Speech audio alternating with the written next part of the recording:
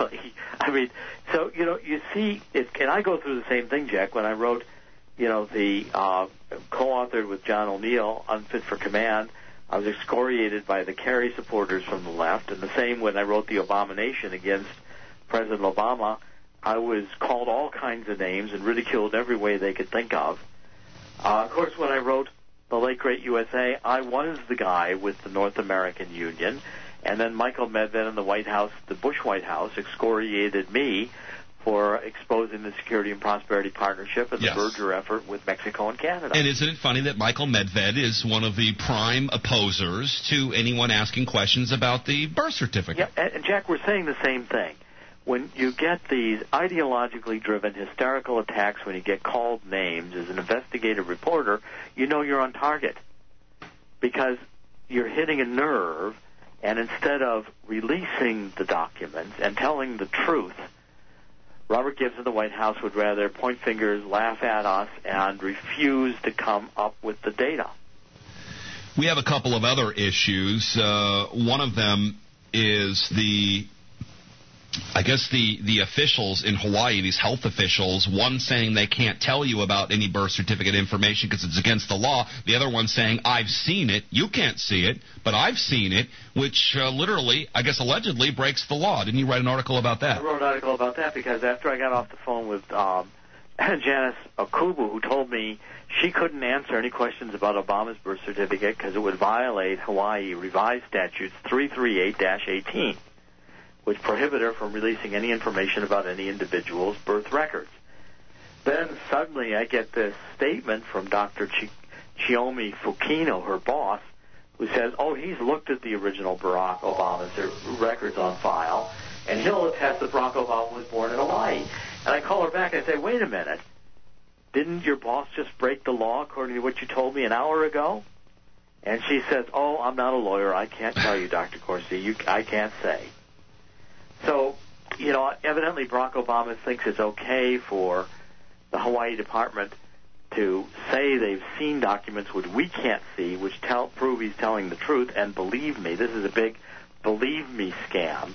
I've got something here you can't see, but if you could, made you wrong. Now, how credible is that? It's a child's game. If Dr. Fukino has seen these documents, then show them to the American public. Why do we have to take Dr. Fukino's word? In a court of law, the judge would say, okay, thank you, Dr. Fukino, you're not the best evidence. The best evidence of what you're talking about is the documents you're talking about. And Fukino is a Democrat, no?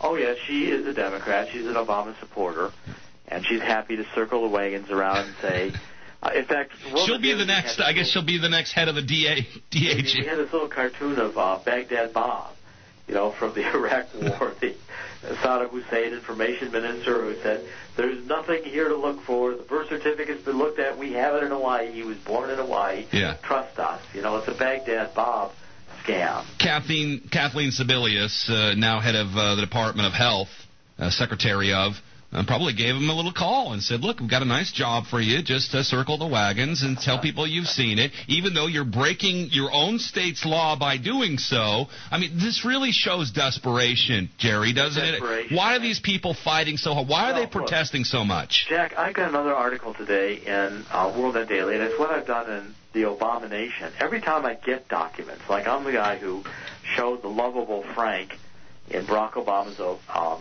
autobiography, Dreams from My Father, that he used to go talk to, when his mother, he was worried was a racist because she got panhandled by a black guy at the bus stop. So he'd go over to talk to Frank, and they'd work it out. Well, Frank was Frank Marshall Davis, the communist poet and journalist. Barack Obama smoked dope with him. The grandfather smoked dope with Frank Marshall Davis. Some people say that's his real father, by the way. His grandfather. Frank Marshall Davis was also the sex pervert who wrote 3 autobiographical pornographic novels. And I've got one of them, Sex Rebel Black, in which he talked about having an affair with this young girl who was 14 years old or so named Anne. And there just happens to be nude pictures of this woman that are identical to Obama's mama. Well, so, this is the Frank. This is the lovable Frank. And I exposed that, and finally the campaign admitted I was right. Now, today I've got an article. Every time I get documents, I'm able to go back to Obama's Dreams for My Father and show another lie. Now, the lie I exposed today in Dreams for My Father, the nativity story of Barack Obama, the story is that the father, Barack Obama Sr., the African, abandoned the family when he went to Hawaii, from Hawaii to Harvard in 1962. Well, that's not how it happened. Barack Obama was born on August 4th, 1961. Within 3 or 4 weeks, the newborn baby, 3 or 4 weeks, Ann Dunham, the mother, packs up and flies from Hawaii to Seattle, where she enrolls in the University of Seattle in the September 1961 term. I called the University of Seattle. The registrar told me that Ann Davis was registered for that semester. I then found the babysitter. The babysitter said yes. She, for the 7-month-old Barack Obama, babysat him for 3 months. The mother, Ann Dunham, had abandoned the black father in Hawaii and came with the baby alone. And the mother, Ann Dunham, never returned to Hawaii until after Barack Obama Sr.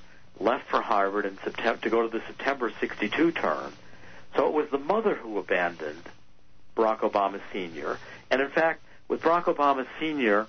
remaining in Hawaii all this time, I'm not sure the Dunhams, Ann Dunham and Barack Obama Sr., Barack Obama's mommy and daddy, ever lived together as man and wife. Yeah. Because here the baby is 3 weeks old, and Ann Dunham's packing up and going to school in Seattle. That's the truth, and you can see how it violates and changes the so-called politically correct official story Barack Obama told in his autobiography, which is Mommy stayed home with me in Hawaii until Daddy left us. Well, that's not how it happened. It's just a myriad of lies. I don't think, some of us aren't even sure if Barack Obama Sr. is even his real dad. Actually, I have Mr. Obama on the line right now. You're very busy, sir. You did have a comment for our guest today, Jerry Corsi. That's just how white folks will do you. Oh, I guess that's how he feels about it. Jerry Corsi with us with WorldNet Daily. Jerry, I want to keep you with me at least one more segment. I hope you can do that. I'll be happy to, Jack. You have a newsletter that you put out. I believe it's called Red Alert. Am I correct? Red Alert, redalert.wnd.com. It's a weekly economics newsletter. It's under $100 to subscribe to. You can see it on WorldNet Daily's homepage. There's a button on the side, and you can subscribe to it by the month if you want to as well. I didn't, for my listeners, I didn't mean to hang up on the alleged president, but we're very busy. I know he's like out playing basketball or something. We happen to be very busy here. He's flying back from his most recent town hall meeting. He had 2 of them today, trying to sell this health takeover. And not doing very well with that. No. That's a huge victory for the good guys, for freedom, as I see it. Jerry Corsi with us. We'll come right back with him. More questions and more potential answers. Deadline Live. I'm Jack Blood, AmericanFreedomRadio.com.